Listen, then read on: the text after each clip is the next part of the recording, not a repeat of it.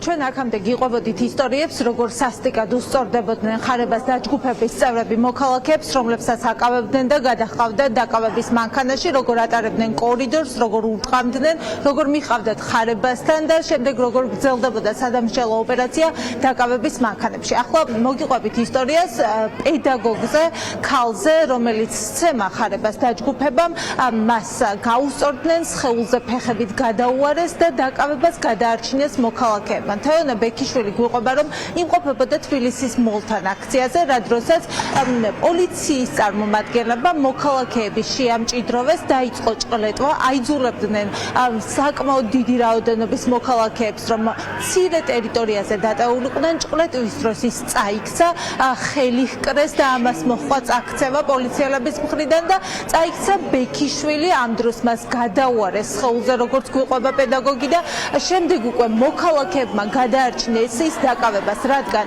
გვიყვება, რომ დაინახა ერთ-ერთი სამართალდამცველი, რომელიც თითქოს და მის დახმარებას ცდილობდა, ასეთი შთაბეჭდილება დარჩა თავიდან, თუმცა შემდეგ მოქალაქეებმა გაიაზრეს, რომ მის გათრევას ცდილობდა პოლიციელი დაკავების მიზნით და მოქალაქეებმა ასე გადაარჩინეს. თეონა ბექიშვილის ისტორია არ არის ერთადერთი, როდესაც სამართალდამცველები უსწორდებოდნენ ქალებს. პირდაპირ ეთერში მაყურებელი ჩვენთან ხედავდა კადრებს, როგორ აგირებდნენ, პროვოცირებდნენ, შეურაცხყოფას აყენებდნენ მოქალაქეებს, მათ შორის ქალებს და ნახეთ ქალ პოლიტიკოსებზე თავდასხმას და შეურაცხყოფას და ბექიშვილის ისტორია არის ერთ-ერთი, როგორ გადარჩა ის და გადაარჩინეს მოქალაქეებმა დაკავებას, თუმცა ვერ გადაუჩა ხარებას რაზმისგან ფიზიკურ ანგარიშსწორებას.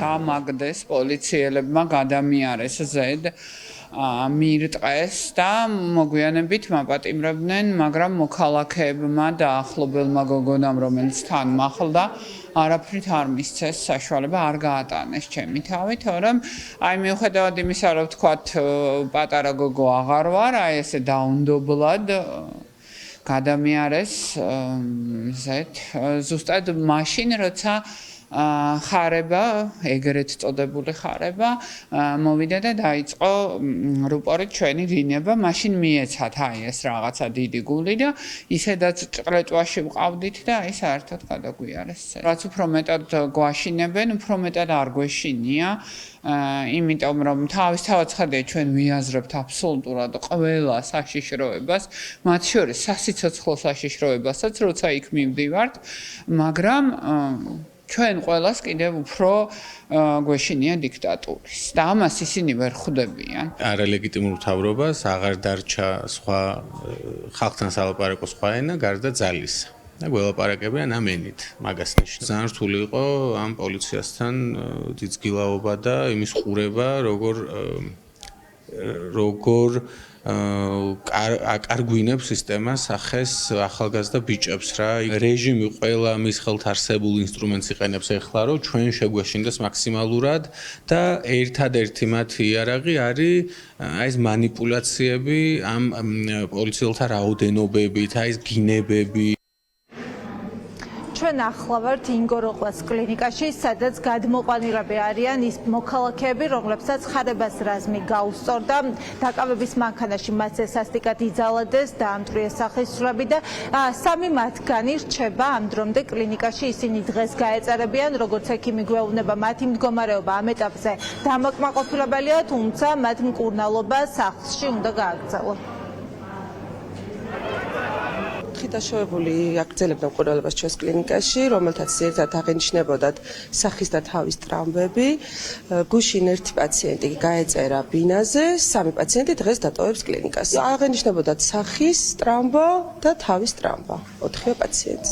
ერთ პაციენტთან აღენიშნებოდა ერთ პაციენტს თვალბუდის არეში დაზიანება, თუმცა ოპერაციული ჩარევა არც ერთ პაციენტს არ ჭირდებოდა. ასევე ერთ პაციენტთან იყო თვალის ბადურა დაზიანებული, რომელსაც არანაირი ოპერაციული მკურნალობა და ჩარევა არ ჭირდებოდა.